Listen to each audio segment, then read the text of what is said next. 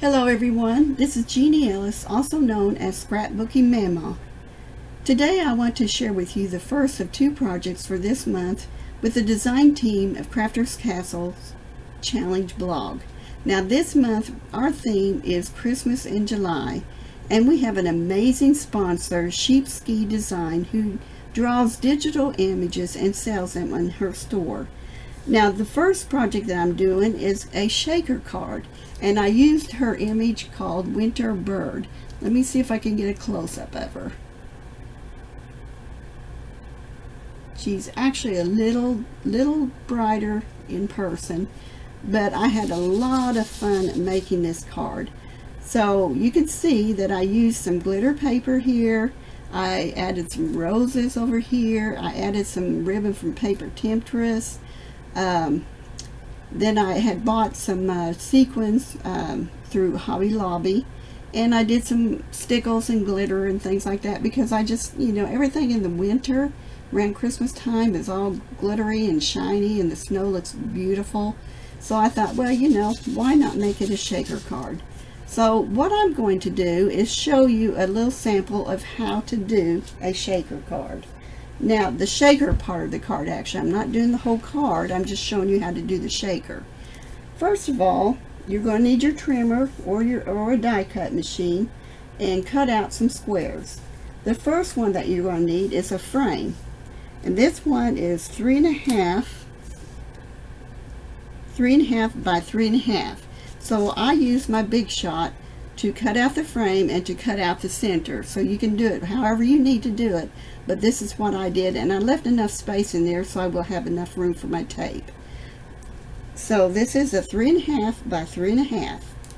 Now I also have the backing for that window, and I have this size as a 3.25 by 3.25, and then I use some 3D foam tape that I've already put on here so we'd save a little time.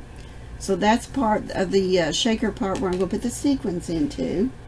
And then you need your little window, and now this is a clear window. It's just that I haven't taken off the covering yet because, as you can see, things seem to grab onto it because of the type of it's acetate, so that's why it kind of clings onto things cling onto it rather.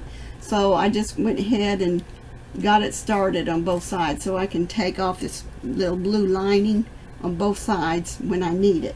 So this is also, let's see, 3.25 by 3.25 square. So as I said, you're going to need some foam tape, and what I did, I took my foam tape and measured it to the width of the 3.25 inch square, and I cut in half. So because this was way too big for it otherwise. I'm sure you can get smaller ones, but that's what I have on hand.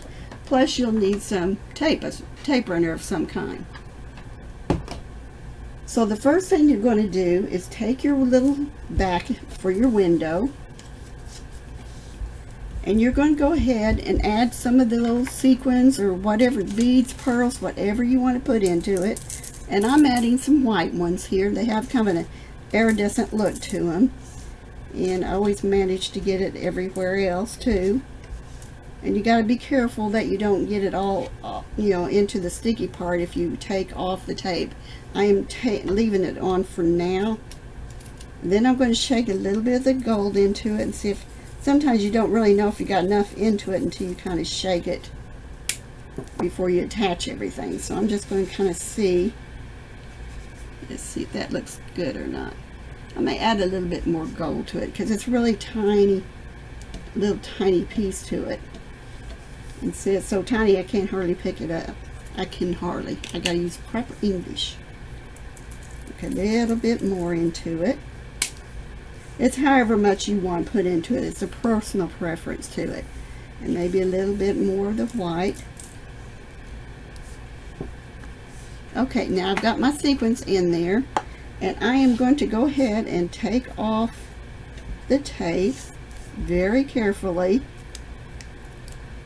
because I don't want it to fly out, and it can tend to fly out, especially if you got your finger stuck on it, on the adhesive part of it.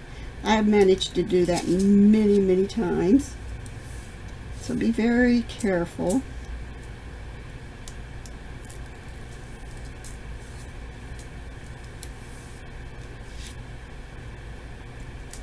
Okay, now I'm going to set this aside for just a minute. And I've already put ATG tape around here, around the edge.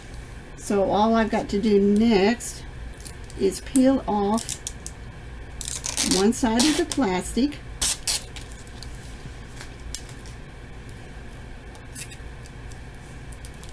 And I'm going to adhere it to my card top as easily and carefully as I can. Oops. And don't do what I just did. Get your finger stuck in your little back window part. Okay, so that's down. Now we'll go ahead and take this off. This way it kind of helps keep it clean. And now the next thing you want to do is just take your card, and I'm going to get my, hopefully not get my head in the window here. You pull it down just a little bit.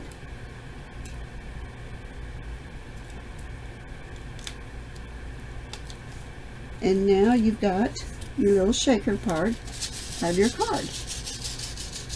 So now how fun is that? So for this card in particular, you would take a foundation and put it on top. Now this one, on the other hand, I did it just a little bit differently. I used my base card as the window back, and then I put the adhesive foam around the corner and put this window on top of that.